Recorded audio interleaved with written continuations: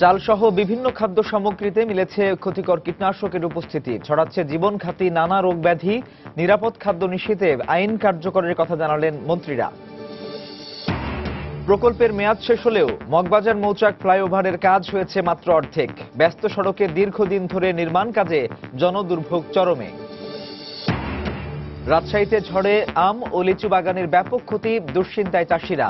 লক্ষ্যমাত্রায় ঘাটতির আশঙ্কা ফল গবেষকদের। এবং অনুমোদন না পাওয়ায় বন্ধের পথে পটুয়াখালীতে দেশের প্রথম বিষধর সাপের খামার। সরকারি পৃষ্ঠপোষকতা কমাবে বিষের আমদানি নির্ভরতা, মত বিশেষজ্ঞদের।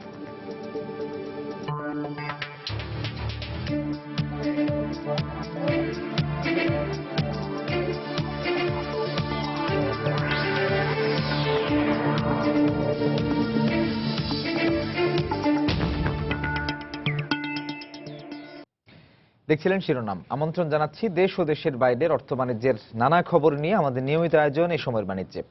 আর আজ আপনাদের সঙ্গে পুরোটা সময় জুড়ে আমি আছি সাজিদ রাজু। দর্শক, এই সময়ের বাণিজ্যের শুরুতেই জানিয়ে দিচ্ছি জাতীয় কিছু খবর। জামাত নেতা কামারুজ্জামানের রিভিউ আবেদন খারিজ আদেশে এখনো সই করেননি বিচারপতিরা। আজ সই হওয়ার সম্ভাবনা রয়েছে।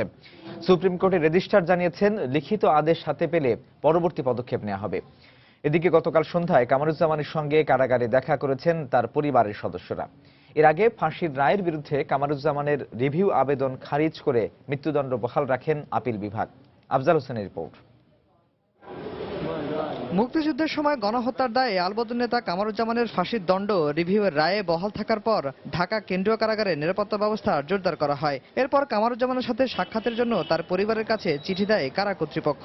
সোমবার বিকেলে সচিবালয়ে আইনমন্ত্রী জানিয়েছেন, যত দ্রুত সম্ভব মৃত্যুদণ্ড কার্যকর করা হবে। মাননীয় আপিল বিভাগ পরিষ্কার বলে দিয়েছেন যে জেল কোড অ্যাপ্লিকেবল হবে না। সেই ক্ষেত্রে জেল কোডের যে সময়সীমা বেঁধে দেওয়া হয়েছে সেই সব এই ব্যাপারে প্রযোজ্য না। যত শীঘ্র সম্ভব সেটা আমরা রায় কার্যকর করব। আর কারা কর্তৃপক্ষ জানিয়েছেন, রিভিউয়ের রায়ের কপি হাতে পেলেই পরবর্তী পদক্ষেপ নেওয়ার কথা। মহামান্য আদালতের আদেশ পাইনি, যার জন্য কার্যকর শুধু নয়, আমরা কোনো কার্যক্রমই থাকছি না। আইনি যত সুবিধা আছে, বিধিবিধান আছে, এগুলোকে অনুসরণ করেই আমরা আমাদের কার্যক্রম চালাবো। কারা কর্তৃপক্ষের চিঠি পেয়ে সন্ধ্যায় স্ত্রী, ছেলে মেয়ে সহ পরিবারের 12 জন সদস্য কারাগারে কামারুজ্জামানের সাথে দেখা করেছেন। যদিও এর আগে কামারুজ্জামানের সাথে দেখা করার অনুমতি চেয়ে কারা কর্তৃপক্ষের কাছে তার আইনজীবীরা আবেদন জানালেও অনুমতি পাননি। আইনজীবীদের সঙ্গে পরামর্শ করা ছাড়া উনি রাষ্ট্রপতির কাছে ক্ষমা চাইবেন কি চাইবেন না, এই বিষয়টি কিভাবে সিদ্ধান্ত নেবেন, জেল কর্তৃপক্ষ আমাদেরকে তার সঙ্গে দেখা করতে দেননি। এমন প্রেক্ষাপটে সোমবার সন্ধ্যায় সুপ্রিম কোর্টের রেজিস্ট্রার সৈয়দ আমিনুল ইসলাম গণমাধ্যমকে জানিয়েছেন, রিভিউয়ের রায়ে এখনো স্বাক্ষর করেননি সংশ্লিষ্ট 4 বিচারপতি। এর আগে সোমবার সকালে প্রধান বিচারপতি এস.কে. সিনহার নেতৃত্বে 4 সদস্যের বেঞ্চ রিভিউ আবেদনটি খারিজ করে দেন। এর রায়ের ফলে কামারুজ্জামানের মৃত্যুদণ্ডের সাজা বহাল থাকে। অ্যাটর্নি জেনারেল জানিয়েছেন, দোষ স্বীকার করে রাষ্ট্রপতির কাছে ক্ষমা চাওয়া ছাড়া কামারুজ্জামানের আর কোনো পথ খোলা নেই। উনি যদি মার্সি পিটিশন করেন, প্রাণ ভিক্ষা চান, সেই ক্ষেত্রে এটা রাষ্ট্রপতির এখতিয়ার, এবং রাষ্ট্রপতির কাছ থেকে যদি সেটা প্রত্যাখ্যাত হয় বা উনি যদি কোনো দরখাস্ত না করেন, তারপরেই ঠিক করা হবে কোন দিন তার এই দ্বন্দ্ব কার্যকর করা হবে। উচ্চ আদালতের এমন রায়ে সন্তোষ প্রকাশ করেছেন ট্রাইব্যুনালের প্রসিকিউটর এবং বিশিষ্টজনেরা। সোহাগপুরের গণহত্যা, এত নৃশংস গণহত্যা, সেই গণহত্যার বিচার এত বছর পরে একটা চূড়ান্ত রূপ পাইল। দেশবাসী আনন্দিত, আমি মনে করি মুক্তিযোদ্ধারা আনন্দিত, সবচেয়ে বেশি আনন্দিত সেই সোহাগপল্লীর বিধবারা। গত 3রা নভেম্বর আলবদরের এই নেতার মৃত্যুদণ্ড বহাল রাখেন আপিল বিভাগ, যা পূর্ণাঙ্গ আকারে প্রকাশিত হলে গত 19 ফেব্রুয়ারি কামারুজ্জামানের মৃত্যু পরোয়ানা কারাগারে পাঠায় আন্তর্জাতিক অপরাধ ট্রাইব্যুনাল 2। আফজাল হোসেন, সময় সংবাদ, ঢাকা। দর্শক, আমরা আগেই জানিয়েছি, জামাত নেতা কামারুজ্জামানের রিভিউ আবেদন খারিজ করে দেয়া আদেশে আজ সই করতে পারেন বিচারপতিরা। এই মুহূর্তে সুপ্রিম কোর্টে আছেন আমাদের সহকর্মী আফজাল হোসেন। এই ব্যাপারে সব শেষ খবর জানতে চলে যাচ্ছি তার কাছে। আফজাল, আজ নতুন কোনো খবর আপনার কাছে রয়েছে কিনা? আসলে গতকালকে জামাত নেতা কামারুজ্জামানের রিভিউ আবেদনটি খারিজ হওয়ার পরে, অর্থাৎ বিচারপতি এস.কে. সিনহার নেতৃত্বে 4 সদস্যের বেঞ্চ রিভিউ আবেদনটি খারিজ করে দিয়েছিলেন। তো এই খারিজের পরেই মূলত এক ধরনের গুঞ্জন ছড়িয়ে পড়েছিল যে গতকালই মূলত কামরুজ্জামানের ফাঁসি কার্যকর করা হয়। তো ফাঁসি কার্যকরের সব ধরনের ব্যবস্থাও মূলত কারা কর্তৃপক্ষ নিয়েছিলেন। তো কারা কর্তৃপক্ষ থেকে জানানো হয়েছিল যেহেতু কামরুজ্জামানের রিভিউ আবেদনটি খারিজ হয়ে গেছে এবং খারিজের যে আদেশটি রয়েছে সেই আদেশটি লিখিতভাবে তারা পাননি, এই জন্য তারা মূলত রায়টি আসলে কার্যকর গতকালই করতে পারেননি। তো আজকে সকালে যখন আমরা আদালতে এসেছিলাম তখন দেখেছিলাম যে সকাল 9টার দিকেই বিচারপতি এস.কে. সিনহার নেতৃত্বে আপিল বিভাগের 4 সদস্যের বেঞ্চ তারা আদালতে এসেছেন এবং যথাসময়ে তারা আদালতের কার্যক্রম শুরু করেছেন এবং এ পর্যন্ত অর্থাৎ 11টা পর্যন্ত 3টি মামলার কার্যক্রম তারা পরিচালনা করেছেন। তো এর আগে আমরা সুপ্রিম কোর্টের রেজিস্ট্রারের সূত্র থেকে জানতে পেরেছি যে সকালবেলা তারা সুপ্রিম কোর্টের রেজিস্ট্রার এবং বিচারপতিদের সাথে একটি বৈঠক হয়েছে। তবে সেই বৈঠকটি আসলে কামরুজ্জামানের রায়কে ঘিরে বা অন্য কোনো বিষয় কি বা বিচার ব্যবস্থার অন্য কোনো বিষয় ছিল কিনা এই বিষয়ে আমরা কিছু জানতে পারিনি। তবে এক ধরনের কিন্তু গুঞ্জন রয়েছে সুপ্রিম কোর্টের প্রাঙ্গণে যে কামরুজ্জামানের রায়ের রিভিউর রায় মূলত আজকেই স্বাক্ষর হতে পারে। তবে সেটি কখন হবে সেটি আসলে সুনির্দিষ্ট করে বলা সম্ভব নয়। যেহেতু আসলে সুপ্রিম কোর্টের রিভিউর রায়ের বিরুদ্ধে বা রিভিউর রায়ে অর্থাৎ খারিজের রায়ে যে বিচারপতিরা কখন স্বাক্ষর করবেন এটি আসলে বিচারপতিদের ব্যক্তিগত ব্যাপার, তারা আজও স্বাক্ষর করতে পারেন বা কিছুক্ষণের মধ্যেও করতে পারেন। তবে সুনির্দিষ্ট করে বলা সম্ভব নয় যে আসলে কখন স্বাক্ষর করবেন। তো আজকে মূলত জামায়াত নেতা কামরুজ্জামানের যে রিভিউয়ের ওই আদেশটি ছাড়াও মূলত যুদ্ধাপরাধী আরও 2 জনের মামলার আপিল শুনানি রয়েছে। এদিকে রয়েছে জামায়াত নেতা মুজাহিদের মামলার কার্যক্রম এবং বিএনপি নেতা সালাউদ্দিন কাদের চৌধুরীর খালাস চেয়ে করা আপিলের শুনানির কথা রয়েছে। তো এখন পর্যন্ত মূলত আপিলের কার্যক্রম মূলত 3 নম্বর তালিকায় পর্যন্ত তারা মামলার কার্যক্রম পরিচালনা করেছেন। তবে এদিকে গতকালকে থেকে আমরা যখন জানতে পেরেছিলাম যে আজকে বিচারপতিরা সুপ্রিম কোর্টের যে রিভিউর আদেশের রায়ের বিরুদ্ধে বা রিভিউয়ের আদেশে স্বাক্ষর করতে পারেন, তো এটাকে ঘিরেই মূলত সুপ্রিম কোর্ট প্রাঙ্গণে নিরাপত্তা ব্যবস্থা জোরদার করা হয় এবং আইন শৃঙ্খলা বাহিনীকে সতর্ক অবস্থানে রাখা হয়েছে। তো আমরা আসলে এখনো পর্যন্ত নিশ্চিত নয় যে কখন সুপ্রিম কোর্টের আপিল বিভাগ সেই খারিজ আদেশের রায়ের কপিতে স্বাক্ষর করবেন। যখন স্বাক্ষর করবে তখনই আমরা আপনাদেরকে জানিয়ে দেব। রাজু। সহকর্মী আফজাল হোসেন আমাদের সঙ্গে যোগ দিয়েছিলেন সুপ্রিম কোর্ট প্রাঙ্গণ থেকে। চালসহ প্রধান খাদ্য সামগ্রীতে সীসা ও ক্ষতিকর মাত্রার কীটনাশকের উপস্থিতি পেয়েছে বাংলাদেশ কৃষি গবেষণা ইনস্টিটিউট। সংস্থাটির গবেষণায় ব্যবহৃত বিভিন্ন সবজির 23% এবং শুটকির 74%ই ক্ষতিকর কীটনাশকের অস্তিত্ব পেয়েছেন বিশেষজ্ঞরা। তাদের মতে এসব খাদ্য গ্রহণে কিডনি ও যকৃৎ নষ্ট হওয়া, অস্থিমজ্জার কার্যকারিতা হারানো সহ গর্ভবতী মায়েদের প্রতিবন্ধী শিশু জন্মদানের আশঙ্কা রয়েছে। এদিকে নিরাপদ খাদ্য নিশ্চিত করতে যত দ্রুত সম্ভব আইন কার্যকরের কথা জানিয়েছেন সংশ্লিষ্ট মন্ত্রীরা। বিশ্ব স্বাস্থ্য দিবস উপলক্ষে প্রসূন আশিসের রিপোর্ট। কীটনাশকের সঠিক ব্যবহার করে বিষমুক্ত খাদ্য সামগ্রী উৎপাদনের লক্ষ্যে ফল, শাকসবজি ও মাছের উপর নিয়মিত গবেষণা করে থাকে বাংলাদেশ কৃষি গবেষণা ইনস্টিটিউট। সম্প্রতি প্রতিষ্ঠানটির একদল গবেষক বিভিন্ন প্রকার সবজি ও শুটকিতে ক্ষতিকর মাত্রায় কীটনাশকের উপস্থিতি পেয়েছেন। এছাড়া যুক্তরাষ্ট্রের ক্যালিফোর্নিয়া স্ট্যানফোর্ড বিশ্ববিদ্যালয়ের অধ্যাপক স্টিফেন লুবির নেতৃত্বে একদল গবেষক টাঙ্গাইল, ময়মনসিংহ, গাজীপুর ও কিশোরগঞ্জ অঞ্চলে গর্ভবতী মায়েদের রক্ত পরীক্ষার মাধ্যমে ভাতে সীসার উপস্থিতি নিশ্চিত করেছেন। গবেষণায় দেখা গেছে ফুলকপি, শিম, বরবটি, করলা সহ বিভিন্ন সবজির নমুনার 23% এবং শুটকির নমুনার 74% নিষিদ্ধ কীটনাশক রয়েছে। সিম, ফুলকপি এবং করলাতে সবচেয়ে বেশি কীটনাশক পাওয়া গেছে। এগুলোতে ক্লোরপাইরিফস, ডাইমেথোয়েট এবং ফেনিট্রিথিয়ন আমরা পেয়েছি। শুটকি মাছের মধ্যে ডিডিটি, অ্যালডিন এবং ডায়ালডিন। মোরগ মুরগি খাই, ডিম খাই, সেখানেও কিন্তু এই সমস্যাগুলি আসতেছে যে ওই ব্যবহারগুলি ঠিক মতো না হয়। মাছের মধ্যেও একই কথা। প্রাথমিকভাবে মনে হচ্ছে ধান চালের মাধ্যমেও আসার একটা সম্ভাবনা দেখা দিচ্ছে। এসব খাদ্যে কিডনি ও যকৃৎ নষ্ট হওয়ার পাশাপাশি গর্ভবতী মায়েদের ক্ষতির কথা জানিয়ে বিশেষজ্ঞরা খাবার গ্রহণের ক্ষেত্রে নানা পরামর্শ দেন। হেভি মেটাল কিন্তু কোনোভাবেই শরীরে এটা সামান্য পরিমাণ উপস্থিতিও কিন্তু অ্যালাউ করে না। যেই বাচ্চা আসতে যাচ্ছে সেই বাচ্চার ব্রেন ডেভেলপমেন্ট হবে না এবং ক্ষতিগ্রস্ত হবে।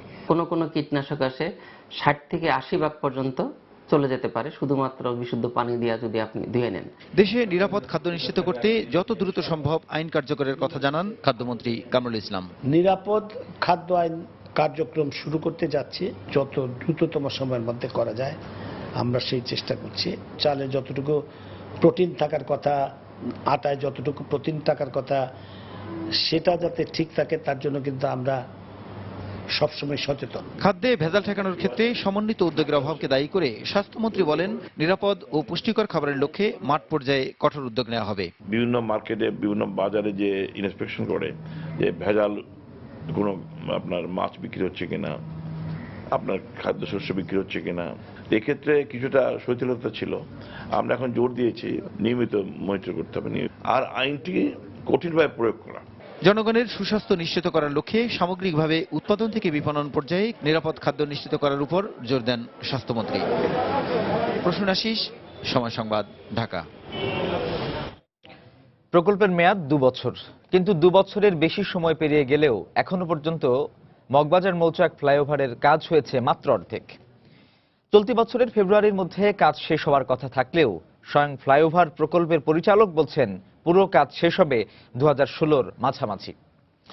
বিলম্বের কারণ হিসেবে প্রকল্প পরিচালক দুষছেন সেবা সংস্থাগুলোর সমন্বয়হীনতাকে।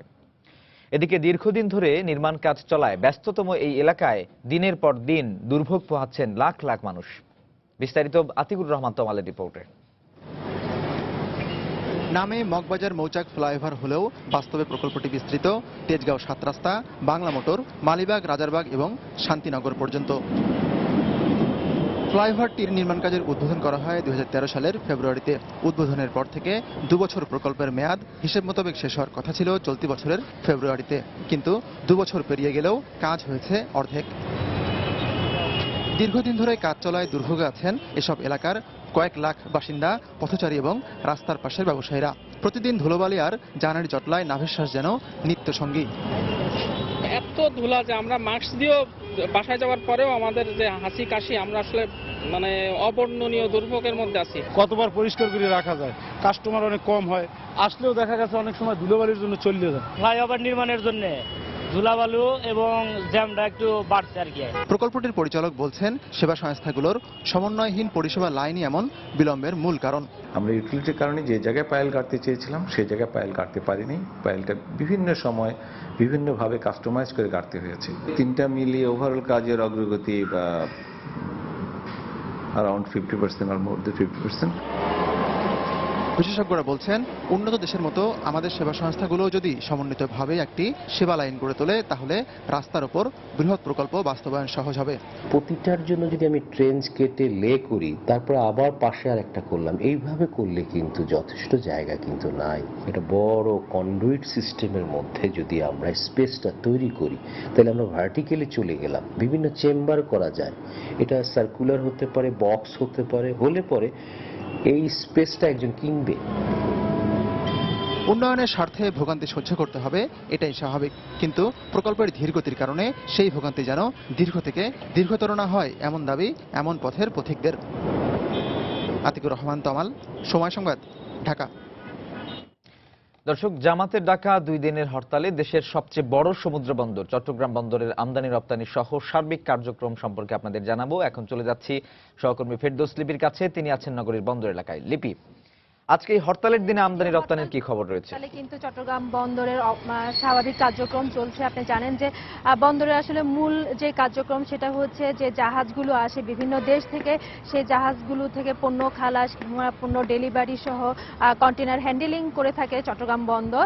তো আমরা দেখেছি যে হরতালের মাঝেও আসলে চট্টগ্রাম বন্দরের যে মূল কাজগুলো সেগুলো আসলে অনেকটাই স্বাভাবিক, অর্থাৎ জাহাজ থেকে পণ্য খালাস কিংবা কন্টেনার হ্যান্ডেলিং এগুলো যথা সময়ে চলছে এবং যথাসময়ে আজকে শুরু হয়েছে। বন্দরের যে অভ্যন্তরীণ দাপ্তরিক কার্যক্রম সেগুলো অনেকটা স্বাভাবিক। তো আজকে চট্টগ্রাম বন্দরের যে পরিস্থিতি সেটা যদি আপনাকে একটু জানাই, সেটা হচ্ছে আজকে চট্টগ্রাম বন্দরে প্রায় 46টি জাহাজ অবস্থান করছে বহির্নোঙরে। এর মধ্যে 35টি জাহাজ থেকে পণ্য খালাস হচ্ছে এবং আর যে 12টি জাহাজ আছে সেই 12টি জাহাজ কিন্তু পণ্য খালাসের অপেক্ষায় রয়েছে। এবং এই যে জাহাজগুলো আছে সেগুলো মূলত হচ্ছে কন্টেনারবাহী জাহাজ আছে, এরকম জাহাজের সংখ্যা 2টি, সাধারণ কার্গো 3টি, খাদ্যপণ্যবাহী 4টি, সারবাহী 1টি, সিমেন্ট ক্লিংকারবাহী জাহাজের সংখ্যা কিছুটা বেশি, সেটার সংখ্যা প্রায় 11টি, এবং চিনিবাহী যে জাহাজ আছে সেটি 5টি, তেলবাহী 60টি জাহাজ রয়েছে। তবে লবণবাহী জাহাজ কিন্তু আজকে চট্টগ্রাম বন্দরে অবস্থান করছে না। এছাড়া আপনি জানেন যে চট্টগ্রাম বন্দরে বহির্নোঙরের বাইরেও যে জেটিগুলো আছে সেখানেও কিন্তু জাহাজ পণ্য খালাস করে থাকে। সেই জেটিগুলোতে আজকে প্রায় 10টি জাহাজ অবস্থান করছে এবং প্রায় সবগুলো জাহাজ থেকে আসলে কিন্তু পণ্য খালাসের কাজ চলছে যতটুকু আমরা জানতে পেরেছি। এছাড়া পণ্য খালাসের বাইরেও চট্টগ্রাম বন্দর কিন্তু কন্টেনার ডেলিভারি দিয়ে থাকে বা কন্টেনার হ্যান্ডেলিং করে থাকে। এই কার্যক্রমটাও আসলে অনেকটা স্বাভাবিক এবং আমরা গত 24 ঘন্টায় দেখতে পেয়েছি চট্টগ্রাম বন্দর কন্টেনার হ্যান্ডেলিং করেছে প্রায় 3500-এর কাছাকাছি এবং কন্টেনার ডেলিভারি দিয়েছে 2203টি টিউএস কন্টেনার। এবং এই ক্ষেত্রে আমদানিকারকরা যেটা আমাদেরকে জানিয়েছে যে হরতালে আপনি জানেন যে সীতাকুণ্ড যে মহাসড়কটা সেটা কিছুটা জামাত শিবির অধ্যুষিত, সে কারণে তারা কিছুটা ডেলিভারি কম নিচ্ছে। তো বন্দরের কার্যক্রমটা কিন্তু স্বাভাবিক রয়েছে রাজু। তো এই ছিল আমার কাছে সর্বশেষ চট্টগ্রাম বন্দরের। জামাতের ডাকা হরতালে চট্টগ্রাম বন্দরের আমদানি রপ্তানি এবং পণ্য ওঠানামার খবর জানছিলাম সহকর্মী ফেরদৌস লিপির কাছে। রাজশাহীতে গত শনিবার বয়ে যাওয়া কালবৈশাখী ঝড়ে ব্যাপক ক্ষতি হয়েছে আম ও লিচু বাগানের। চাষিরা প্রথম দিকে বাম্পার ফলনের আশা করলেও ঝড়ে গাছ ও ডালপালা ভেঙে যাওয়ায় কিছুটা দুশ্চিন্তাগ্রস্ত তারা। অন্যদিকে ঝড়ের কারণে চলতি বছর আম ও লিচুর লক্ষ্যমাত্রায় ঘাটতি দেখা দিতে পারে বলে মনে করেন ফল গবেষকরা। হাবিবুর রহমান পাপ্পুর তোলা ছবি নিয়ে সাইফুর রহমান রকের রিপোর্ট। হঠাৎ কালবৈশাখী ঝড়ে রাজশাহীতে উপড়ে পড়েছে শত শত আমের গাছ, ভেঙেছে অনেক ডালপালা, বাগানগুলোর নিচে পড়ে আছে আমের গুটি। চাষিরা বলছেন এবছর আমের প্রচুর পরিমাণ মুকুল এসেছিল, তাই তারা লাভের আশাও করেছিল বেশি, কিন্তু ঝড়ের কারণে সেই আশা অনেকটা ফিকে হয়ে গেছে। ভালো লাভ হতো এবার, আর হবে না, ঝড়ের কারণে নষ্ট হয়ে গেছে, ভেঙে গেছে। আমের একটা ভালো ফলন দেখা গেছিল, সেই ফলনটা আর আশা করা যাচ্ছে না। আমগালা সব ঘুটিগুলো যা আছে সব আম ঝরে টরে বাগান ফাঁকা। ঝড়ে শুধু আমেই নয়, ক্ষতি হয়েছে লিচুরও। এভাবে বাগান থেকে ভেঙে পড়েছে অনেক ডালপালা। ফলে লিচুতেও যে স্বপ্ন দেখেছিল চাষিরা তা পূরণ হবার নয়, এমনটাই বলছেন তারা। লিচু সবই নষ্ট হয়ে গেছে, এখন ধরেন যে কি যেটা আছে এটাই এখন আবার ঝড় এলে নষ্ট হয়ে যেতে পারে। লিচু এবার লাভ হইতো, ঝড়ে সব ক্ষতি করে দিল, লসের অঙ্কে আছি। 3 লাখ টাকাতে বাগান নিয়েছি, এবারকার বছর মনে হয় পাবোই না কিছু। যে অবস্থায় আছে গাছগাছালি তো গোটায় ভেঙে গেছে, এমনি ফল নাই, তারপরে ধান ভেঙে গেছে। এদিকে ঝড়ের কারণে চলতি মৌসুমে আম ও লিচুর যে লক্ষ্যমাত্রা ধরা হয়েছে তা পূরণ নাও হতে পারে বলে আশঙ্কা ফল গবেষকদের। আমাদের আশেপাশে যে গাছগুলো দেখছি বেশ ভালো পরিমাণ ক্ষতি হয়েছে। যেহেতু এই পরিমাণ ক্ষতি যদি সব জায়গায় হয়ে থাকে তাহলে লক্ষ্যমাত্রা অবশ্যই কিছু কমই আমাদের এবার উৎপাদন হবে। এই ঝড়ার পরিমাণ কোথাও কম বেশি হয়ে থাকে তাহলে সেটা একরকম, তবে কিছুটা লক্ষ্যমাত্রা যে কমবে এতে কোনো ভুল নেই। রাজশাহী অঞ্চলে এবার 16,000 হেক্টর জমিতে 2,57,000 মেট্রিক টন আম উৎপাদনের লক্ষ্যমাত্রা নির্ধারণ করা হয়েছে, যার আনুমানিক বাজার মূল্য প্রায় 900 কোটি টাকা। অন্যদিকে 8,000 হেক্টর জমিতে লিচুর লক্ষ্যমাত্রা ধরা হয়েছে 95,000 মেট্রিক টন, যার বাজার মূল্য প্রায় 450 কোটি টাকা বলে জানিয়েছেন ফল গবেষকরা। সাইফুর রহমান রকি, সময় সংবাদ, রাজশাহী। পটুয়াখালীতে নিবিড় পরিচর্যায় গড়ে উঠেছে দেশের প্রথম বিষধর সাপের খামার, কিন্তু দীর্ঘ 15 বছরেও অনুমোদন না মেলায় আর্থিক সংকটের কারণে বন্ধ হয়ে যেতে বসেছে এই খামারটি। খামার কর্তৃপক্ষের দাবি অনুমোদন পেলে এই খামার থেকে প্রতি মাসে প্রায় 7 কোটি টাকার বিষ উৎপাদন করে বাজারজাত করা সম্ভব। বিশেষজ্ঞের মতে সরকারি পৃষ্ঠপোষকতা পেলে সাপের বিষের আমদানি নির্ভরতা কমে আসবে। অন্যদিকে প্রাণী সম্পদ কর্মকর্তারা জানান খামারটির রেজিস্ট্রেশনের বিষয়টি প্রক্রিয়াধীন রয়েছে। পটুয়াখালীর প্রতিনিধি মনির হোসেন বাদলের পাঠানো তথ্য ও ছবি নিয়ে ডেস্ক রিপোর্ট। এটি কোনো সাপুড়ে আস্তানা কিংবা বেদেপল্লী নয়, সাপের খামার, যেখানে বিষ সংগ্রহের জন্য সযত্নে পালন করা হচ্ছে 4 প্রজাতির 250 বিষধর সাপ। 2000 সালে দেশে সর্বপ্রথম পটুয়াখালী জেলার সদর উপজেলার নন্দীপাড়া গ্রামে সাপের খামার গড়ে তোলেন আব্দুর রাজ্জাক। 2008 সালে সরকারি গেজেট প্রকাশ হলে খামারটি রেজিস্ট্রেশনের জন্য তিনি আবেদন করেন। এখনো সরকারি অনুমোদন না মেলায় সাপের বিষ উৎপাদনের বাণিজ্যিক কার্যক্রম শুরু করতে পারছেন না তিনি। ঠিকমতো বেতন আদি দিতে পারে না, আমরা চলতে ফিরতে কষ্ট হয়। 15 বছর হয়ে গেছে, এখন পর্যন্ত আমরা কোনো আগাইতে পারিনি সামনের দিকে। যদি আমার এই বিষ উৎপাদন করতে পারতাম, বাজারজাত করতে পারতাম, তাহলে আমার এখানে যে লোকজন আছে, কর্মচারী আছে, তাদেরকে বেতনও দিতে পারতাম এবং সঠিকভাবে পরিচালনা করতে পারতাম। বিশেষজ্ঞের মতে এটি একটি সম্ভাবনাময় শিল্প। দেশের সাপের খামারগুলোকে পৃষ্ঠপোষকতা ও অনুমোদন দিলে কোটি কোটি টাকা খরচ করে সাপের বিষ আমদানি করতে হবে না। এইভাবে যদি আমরা বিষ সংগ্রহ করতে পারি এই দেশি খামারিদের দিয়ে, তাহলে এই আমদানির প্রয়োজন হবে না, বরং এটা মিটিয়ে আমরা বিদেশে রপ্তানি করে বৈদেশিক মুদ্রা আয় করতে সক্ষম হব। এদিকে সাপের খামারের রেজিস্ট্রেশনের কাগজপত্র প্রাণী সম্পদ অধিদপ্তরের মহাপরিচালক বরাবর পাঠানো হয়েছে বলে জানালেন জেলার প্রাণী সম্পদ কর্মকর্তা। খামার যে উদ্দেশ্যে স্থাপিত হয়েছে সেই বিষয়টি বাস্তবায়নের জন্য এখানে কিন্তু অনেকগুলি বিষয় জড়িত এবং পরিবেশ রক্ষার বিষয়টি জড়িত আছে। এটি এখন একটি আন্তঃ মন্ত্রণালয়ের সিদ্ধান্ত বলে আমি মনে করি। দেশের বিভিন্ন এলাকায় গড়ে উঠেছে ছোট বড় 41টি সাপের খামার, কিন্তু এসব খামারগুলোকে অনুমোদন ও স্বয়ংসম্পূর্ণ করার প্রয়াস না নিয়ে প্রতি বছর বিদেশ থেকে কোটি কোটি টাকা সাপের বিষ আমদানি করা হচ্ছে। সময় সংবাদ, পটুয়াখালী। নতুন ভ্যাট আইন অনেক আধুনিক ও জনবান্ধব, তবে এর সর্বোচ্চ সুবিধা নিতে জনগণকেই সচেতন হতে হবে। সোমবার কাস্টমস এক্সাইজ ও ভ্যাট ধানমন্ডি বিভাগ আয়োজিত এক সেমিনারে এসব কথা বলা হয়। এ সময় ঢাকা দক্ষিণের কর কমিশনার বলেন, ভ্যাট সংক্রান্ত যে কোনো ধরনের সহায়তা দিতে প্রস্তুত রাজস্ব বিভাগ। এ সময় ধানমন্ডি কর অঞ্চলে বিশিষ্ট করদাতা ও ব্যবসায়ীরা উপস্থিত ছিলেন। পরে উন্মুক্ত আলোচনায় নতুন আইন সম্পর্কে করদাতাদের নানা প্রশ্নের জবাব দেন রাজস্ব বিভাগের কর্মকর্তারা। দেশের রাষ্ট্রায়ত্ত ব্যাংকগুলোর অবস্থা এখনো সন্তোষজনক পরিস্থিতিতে পৌঁছতে পারেনি বলে মনে করেন বাংলাদেশ ব্যাংকের ডেপুটি গভর্নর এস.কে. সুর চৌধুরী। রোববার রাষ্ট্রায়ত্ত ব্যাংকের প্রতিনিধিদের সাথে এক বৈঠক শেষে সাংবাদিকদের এসব কথা বলেন তিনি। ব্যাংকগুলোর প্রতি কেন্দ্রীয় ব্যাংকের দেয়া বিভিন্ন নির্দেশনার বিষয়েও এ সময় কথা বলেন ডেপুটি গভর্নর। প্রথমে তাদেরকে বলা হয়েছে যে যেমন ব্যালেন্স শিট 2 মাসের মধ্যে দিতে হবে। অনেক রাষ্ট্রায়ত্ত ব্যাংকগুলো সেগুলো যারা দিতে পারেনি সময় মতো, তারা আবার সময় চেয়েছে। তাদেরকে আমাদের নিয়ম মোতাবেক এপ্রিলের মধ্যে সময় দেওয়া যায়, আমরা তাদেরকে সময় দিচ্ছি, কিন্তু সেই সময়ের মধ্যে যাতে ফেল না করে সেই জন্য বলা হয় গত বছর তুলনায় বছরে তাদের ক্লাসিফাইড লোন 20% কমিয়ে আনতে হবে অ্যামাউন্টে।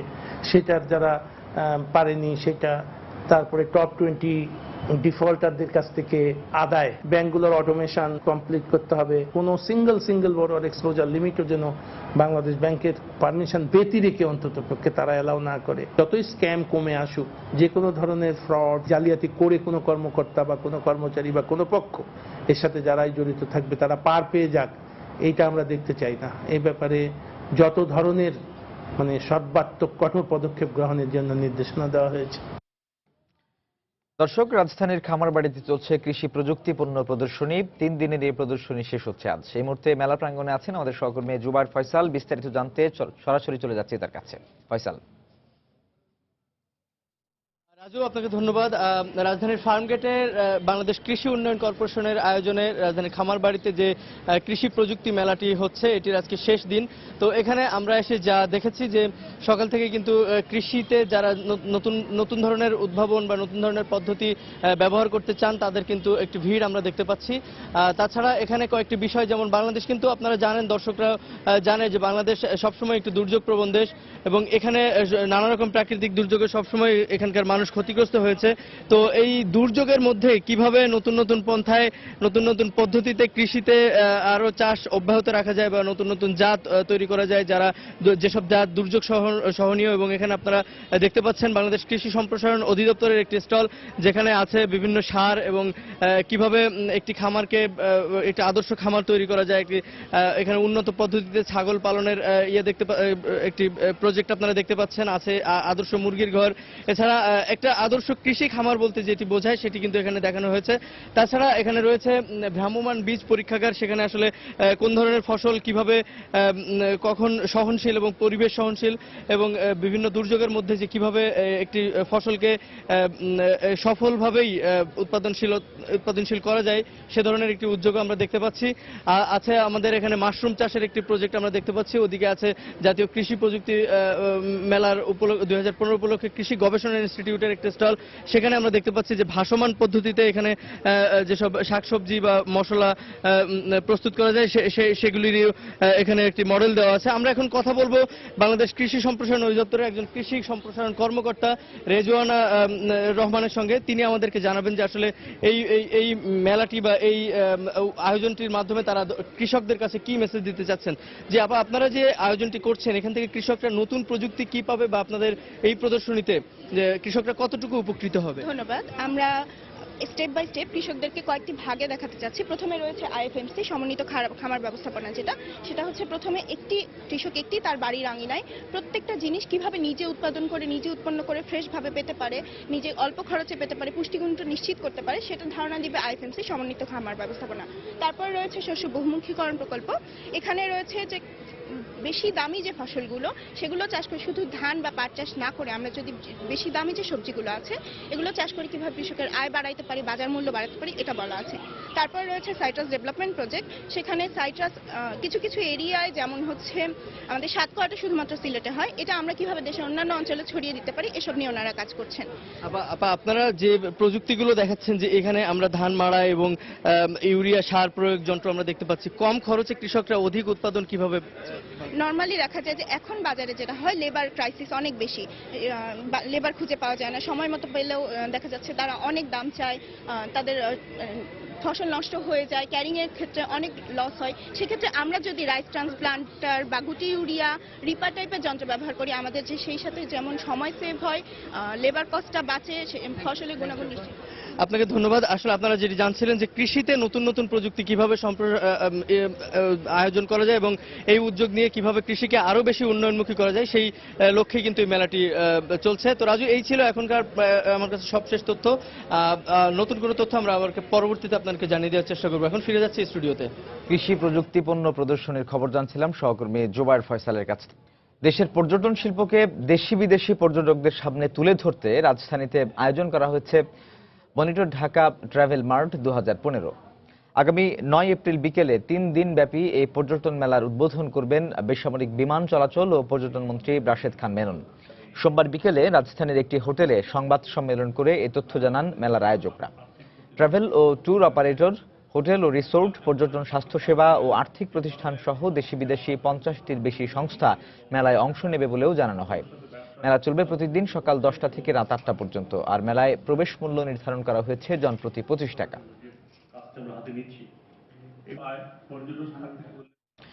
দীর্ঘদিন ধরে চলা অবরোধ হরতালে ব্যাপক ক্ষতির মুখে পড়েছেন নারায়ণগঞ্জের সাবদি ও কল্যাণদীর ফুল চাষিরা।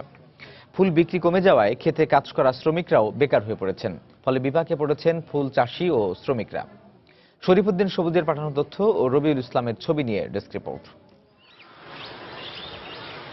টানা অবরোধ আর হরতালে ফুল বিক্রি ব্যাপকভাবে কমে গেছে নারায়ণগঞ্জের ফুলের গ্রাম সাবদি ও কল্যাণদী। এখানকার অনেক চাষি ক্ষেত থেকে ফুলই তোলেননি, এমনকি অনেকে জমিতে পানিও দেননি, কারণ পানি দিলে যতটুকু পরিশ্রম অর্থ ব্যয় হবে সেটাও লোকসানের খাতায় যাবে। অনেক ক্ষেতের ফুল শুকিয়ে গেছে। এসব ফুলের ক্ষেতে কাজ করে যারা জীবিকা নির্বাহ করেন তাদের কাজ কমে গেছে। কোথাও কাজ জুটলেও মজুরি 50 থেকে 200 টাকা পর্যন্ত। ব্যবসা থাকলে কাজ পাওয়া যায়, টাকা পাওয়া যায়। আগে যেমন 300 টাকা রোজ আসলো, এখন পাইছে এই 250 টাকা। কামারা যারটা যারা নিতে পারে 300 লো, 250 লো, আবার 200 করে। বেকার থাকবো মানে যেমনি একটা সংসার তো চলতে হইব। পেটার একজন 5 জন 6 জন খানেওয়ালা আছে, মানে 300 400 টাকা 200 টাকা 250 টাকা কি চলে, সংসার তো চলে না। এই অবস্থায় লাভ ক্ষতি কমিয়ে আনার জন্য ফুল তুলছেন ও বিক্রি করছেন চাষিরা। অন্যান্য বছর মনে করেন যে একখানি জমিন ফুল চাষ করলে 1,10,000 20,000 পাওয়া গেছে, এবার কাজ গেছে 70,000 টাকা। গতবার মোটামুটি লাভ হয়েছিল, এবার লাভ নাই। হরতাল মিছিলের কারণে লোকজন আসতে পারে না, পাইকার পত্র আসতে পারে না, বাজার ভালো যায় না, যার ফলে লস হয়ে গেছে। যে খরচ করছি খরচ আসে না, যে দিনমজুর খাটাই তাদেরই খরচ দিতে পারি না, তাহলে আমরা কি করবো? নারায়ণগঞ্জের বন্দর উপজেলার সাবদি, কল্যাণদী ও আশেপাশের এলাকায় 100 চাষি প্রায় 51 একর জমিতে ফুলের চাষ করেন। এর সাথে জড়িত রয়েছেন আরো কয়েকশো শ্রমিক। সময় সংবাদ, নারায়ণগঞ্জ। মজুরি পরিশোধে অনিয়মের কারণে শ্রমিক সংকটে পড়েছে সাতক্ষীরার ভোমরা স্থলবন্দর। গতকাল সারাদিন আমদানি করা পণ্যের লোড আনলোড বন্ধ থাকার পর আজ সিএনএফ এজেন্টরা নিজ উদ্যোগে শ্রমিক নিয়োগ করে আপাতত পণ্যের লোড আনলোডের কাজ চালাচ্ছেন। আমদানিকারকদের প্রতিনিধি ও সিএনএফ এজেন্টরা বলছেন, তারা বন্দর কর্তৃপক্ষকে সঠিক সময়ে লেবার বিল দিয়ে দিলেও বন্দর কর্তৃপক্ষের নিয়োগ করা শ্রমিক ঠিকাদার প্রতিষ্ঠান মেসার্স SIS লজিস্টিক্যাল সিস্টেম সঠিক সময়ে বিল পরিশোধে ব্যর্থ হয়েছে। এরপর থেকেই কাজে যোগ দিচ্ছেন না শ্রমিকরা। এ বিষয়ে বন্দর কর্তৃপক্ষকে সিএনএফ এজেন্ট অ্যাসোসিয়েশনের পক্ষ থেকে চিঠি দেওয়া হলেও সমস্যার কোনো সমাধান হয়নি। এদিকে শিগগিরই এই সমস্যার সমাধানের আশ্বাস দিয়েছে বন্দর কর্তৃপক্ষ। গতকাল বিকেল 4:30 পর্যন্ত এ বন্দর দিয়ে 268টি আমদানি পণ্যবাহী ট্রাক ভারত থেকে প্রবেশ করেছে। এবার দেশের বাইরের অর্থ বাণিজ্যের খবর। বিশ্বের কেন্দ্রীয় ব্যাংকগুলোতে কমছে মজুদ অর্থের পরিমাণ। সম্প্রতি বিভিন্ন দেশের কেন্দ্রীয় ব্যাংকগুলোর বৈদেশিক মুদ্রার রিজার্ভ সংক্রান্ত রিপোর্টে উঠে এসেছে এমন তথ্য। 2014 সালের অগাস্টে বিশ্বে মোট মজুদ রেকর্ড ছাড়িয়ে বেড়ে দাঁড়িয়েছিল $12 ট্রিলিয়ন ওপরে, অথচ চলতি বছরের মার্চে তা কমে দাঁড়িয়েছে $11.6 ট্রিলিয়ন। মূলত বিভিন্ন মুদ্রার বিপরীতে ডলারের মান শক্তিশালী হওয়াকেই এর কারণ হিসেবে দেখছেন মুদ্রা বাজার বিশ্লেষকরা। এর মধ্যেও গত এক দশকে অন্তত $8,240 কোটি রিজার্ভ রেখেছে চীন এবং রাশিয়ার মতো উন্নয়নশীল দেশগুলো। মজুদ এভাবে কমতে থাকলে বিশ্ব অর্থনীতিতে নেতিবাচক প্রভাব পড়ার পাশাপাশি উন্নয়নশীল দেশগুলোর জন্য মুদ্রা বিনিময় দিন দিন কঠিন হতে থাকবে বলে আশঙ্কা করছেন বিশ্লেষকরা।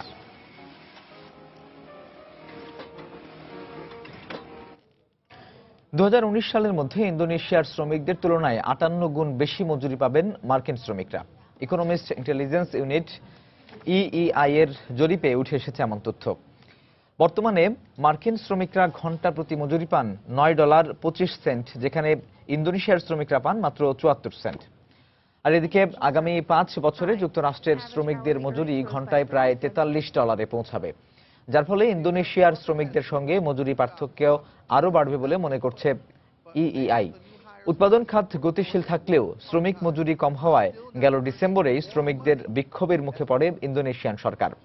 এশিয়ার অন্যান্য দেশ যেমন চীনে $4.79, ভিয়েতনামে $3.16 এবং ফিলিপিন্সের শ্রমিকরা ঘন্টা প্রতি মজুরি পান $3.15 করে।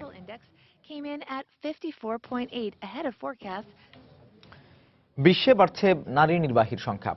নিজের যোগ্যতা ও দক্ষতা দিয়ে নারীরা অবদান রাখছেন বিভিন্ন প্রতিষ্ঠানের নীতি নির্ধারণী পর্যায়ে। তবে কিছু কিছু ক্ষেত্রে সহকর্মীদের পুরনো মানসিকতার শিকার হয়ে নারী এখনও তার যোগ্যতার বহিঃপ্রকাশ ঘটাতে পারছেন না বলে মনে করছেন বিশ্লেষকরা। একটা সময় ছিল যখন কোনো কোম্পানির নীতি নির্ধারণী সভায় বোর্ড মেম্বার হিসেবে 2-1 নারীর উপস্থিতি দেখা গেলেও বেশিরভাগ চেয়ার ছিল পুরুষের দখলে। তবে সেই চিত্র এখন বদলে গেছে। প্রতিষ্ঠানে নারী কর্মীর সংখ্যা বাড়ার পাশাপাশি এ ধরনের সভায় নারীর অংশগ্রহণ থাকছে পুরুষের সমান। বিশ্বের শীর্ষ 100 কোম্পানির উপর চালানো জরিপে উঠে এসেছে এমন তথ্য। কর্পোরেট জগতে নারী তার যোগ্যতা দিয়ে সামনে এগিয়ে আসছে, তাই বোর্ডরুমের চিত্রটাও বদলাচ্ছে। তবে এই অবস্থায় আসতে আমাদের অনেক যুদ্ধ করতে হয়েছে। জরিপে দেখা গেছে যুক্তরাজ্যের পুঁজিবাজার FTSE-তে 100 বোর্ড মেম্বারের মধ্যে 23.5%ই নারী, যা 2011-তেও ছিল 12.5%। ইউরোপের দেশগুলোর মধ্যে নরওয়েতে বিভিন্ন কোম্পানির উচ্চ পদে কর্মরত নারী নির্বাহীর হার প্রায় 39%। ফিনল্যান্ডে এই হার 32% এবং জার্মানিতে 20%। যুক্তরাষ্ট্রের বিভিন্ন কোম্পানিতে নারী বোর্ড মেম্বার থাকার হার 21% এবং অস্ট্রেলিয়াতে এর পরিমাণ 22.5%। আসলে গ্রাজুয়েশন শেষ করার পর বর্তমানে বিভিন্ন প্রতিষ্ঠানের এন্ট্রি লেভেলে পুরুষদের পাশাপাশি নারীর সংখ্যাও দিন দিন বাড়ছে। তবে সেই তুলনায় উচ্চ পদের নারীর সংখ্যা কম, কারণ এখনো মনে করা হয় নারীরা পুরুষের সমান যোগ্যতা নিয়ে কোনো উচ্চ পদে আসীন হতে পারে না। এমনকি অনেক ক্ষেত্রেই নারীকে শুধু নারী হিসেবেই বিচার করা হয়। নীতি নির্ধারণী পর্যায়ে নারীর অংশগ্রহণ নিশ্চিতে ইউরোপের বিভিন্ন প্রতিষ্ঠানের উচ্চ পদে নারীর সংখ্যা বাড়ানোর লক্ষ্যমাত্রা হাতে নেওয়া হয়েছে। তবে হতাশার ব্যাপার হলো পশ্চিমা কোম্পানিগুলোর তুলনায় এখনো অনেক পিছিয়ে আছে এশিয়ার প্রতিষ্ঠানগুলো। বিশ্লেষকরা মনে করছেন নিষ্ঠা ও একাগ্রতা দিয়ে পুরনো ধ্যান ধারণা বদলে দিয়ে নারী নিজের অবস্থান আরও এগিয়ে নিতে পারবে। নাজিয়া শাকুর, সময় সংবাদ। গেল 5 বছর ধরে চলা সংকট আর মন্দা মোকাবেলায় আন্তর্জাতিক মুদ্রা তহবিল গ্রিসকে সঠিক সময়ে ঋণ দিয়ে সর্বাত্মক সহায়তা করবে বলে আশা প্রকাশ করেছেন দেশটির অর্থমন্ত্রী ইয়ান্নিস ভারুফাকিস। রোববার ওয়াশিংটনে IMF প্রধান ক্রিস্টিন লগার্দের সাথে ঋণ এবং পুনর্গঠন সংক্রান্ত এক বৈঠকে তিনি আরও বলেন, পুনর্গঠন কার্যক্রম বিষয়ে লগার্দের সাথে যে আলোচনা হয়েছে তা এই প্রকল্পে নতুন মাত্রা যোগ করবে। এই সময় তিনি আরো বলেন, আগামী 9 এপ্রিল ঋণের 45 কোটি ইউরো অর্থ পরিশোধ IMF-কে পরিশোধ করা হবে। এই সিদ্ধান্তকে স্বাগত জানিয়ে IMF এর প্রধান বলেছেন, পুনর্গঠন কার্যক্রমের বিপরীতে দ্রুতই গ্রিসকে ঋণ সহায়তা দিতে সর্বাত্মক সহায়তা করবে এই দাতা সংস্থা। গ্রিসের নতুন পুনর্গঠন তালিকা নিয়ে শিগগিরই আলোচনায় বসবে ইউরোপের কেন্দ্রীয় ব্যাংক, ইউরোপিয়ান কমিশন এবং IMF। বছরের প্রথম প্রান্তিকে 184টি বিমানের ডেলিভারি দিয়েছে মার্কিন বিমান নির্মাতা প্রতিষ্ঠান বোয়িং। এর মধ্যে ড্রিমলাইনার 787 থেকে 9 মডেলের বিমানের সংখ্যায় 30টি। এছাড়া রয়েছে জায়ান্ট প্রতিষ্ঠানটির 737 মডেলের মাঝারি পাল্লার অন্তত 121টি বিমান। এই প্রান্তিকে বোয়িংয়ের ডেলিভারি পরিমাণ গেল বছরের একই সময়ের তুলনায় 14% বেশি। এ কারণে চাহিদা বাড়ায় 787 এবং 737 মডেলের বিমানগুলোর নির্মাণ সংখ্যা বাড়িয়ে দিয়েছে বোয়িং। দর্শক, এবার জানিয়ে দেব ঢাকা স্টক এক্সচেঞ্জ ডিএসসির লেনদেন পরিস্থিতির খবরাখবর। আমরা চলে যাচ্ছি ডিএসসির অফিসিয়াল ওয়েবসাইট DSC-BD.org তে। দর্শক, আমরা দেখতে পাচ্ছি যে সকাল থেকে ঢাকা স্টক এক্সচেঞ্জ ডিএসসিতে নিম্নমুখী একটি ধারা অব্যাহত রয়েছে। গতকাল একই ধারায় লেনদেন শেষ করেছিল ঢাকা স্টক এক্সচেঞ্জ ডিএসসি। আজ যদি সূচকগুলো আপনাদের জানায় তাহলে ডিএসসির প্রধান সূচক ডিএসসি এক্স সেটি কিন্তু 19 পয়েন্ট কমে 4378 পয়েন্টে অবস্থান করছে। ডিএসসির সরিয়া ইন্ডেক্স ডিএসসি এস সেটিও কিন্তু 3 পয়েন্ট কমে অবস্থান করছে 1071 পয়েন্টে, এবং ডিএসসির বাছাই সূচক 30 ইন্ডেক্স সেটি 4 পয়েন্ট কমে 1681 পয়েন্টে অবস্থান করছে। এ পর্যন্ত ডিএসসিতে লেনদেন হইতে 67 কোটি টাকার। এর মধ্যে লেনদেন হওয়া কোম্পানিগুলোর মধ্যে 46টির দাম বেড়েছে, কমেছে 147টি শেয়ার এবং কোম্পানির শেয়ার এবং মিউচুয়াল ফান্ডের দাম, এবং অপরিবর্তিত রয়েছে 35টি কোম্পানির শেয়ার এবং মিউচুয়াল ফান্ডের দাম। আপনাদের যদি বাজার পরিস্থিতি একটু জানাই তাহলে শীর্ষ 20-এর যে কোম্পানিগুলো রয়েছে সেই 20-এর কোম্পানিগুলোর অবস্থান আপনাদের জানাতে চাই। তাহলে 136 টাকা দর নিয়ে আজকে দেখতে পাচ্ছি United power generation and distribution company limited, এটি রয়েছে শীর্ষ 20-এর প্রথম অবস্থানে। 138 টাকা 80 পয়সা দেখতে পাচ্ছি সর্বোচ্চ লেনদেন মূল্য, 117 টাকা সর্বনিম্ন লেনদেন মূল্য। ইফাদ অটোস এটি 69 টাকা 90 পয়সা দর নিয়ে অবস্থান করছে দ্বিতীয় স্থানে, 71 টাকা 90 পয়সা সর্বোচ্চ লেনদেন মূল্য। এসিআই রয়েছে 536 টাকা 50 পয়সা দর নিয়ে 3 নম্বর স্থানে, 540 টাকা 90 পয়সা দেখতে পাচ্ছি এসিআই এর সর্বোচ্চ লেনদেন মূল্য। শাহ ডেনিমস এটি 4 নম্বর স্থানে অবস্থান করছে 38 টাকা 80 পয়সা দর নিয়ে, 40 টাকা ছিল সর্বোচ্চ দর। এমজেএল বিডি 126 টাকার দর নিয়ে অবস্থান করছে পঞ্চম স্থানে, 127 টাকা 80 পয়সা সর্বোচ্চ দর, 124 টাকা 40 পয়সা সর্বনিম্ন দর। এসিআই ফর্মুলেশনস এটি 6 নম্বরে অবস্থান করছে 148 টাকা দর নিয়ে, 152 টাকা ছিল সর্বোচ্চ দর।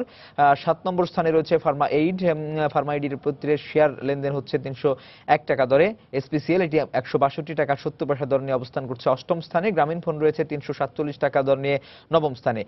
এছাড়া বেক্সিমকো রয়েছে 10ম স্থানে 30 টাকা 80 পয়সা দর নিয়ে, 31 টাকা 60 পয়সা সর্বোচ্চ লেনদেন মূল্য।